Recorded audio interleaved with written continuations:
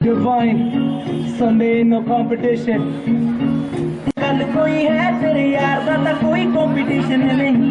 ओ मेरी जान ना हो परेशान, झूठ बोलने का कोई रीजन नहीं ना आज को।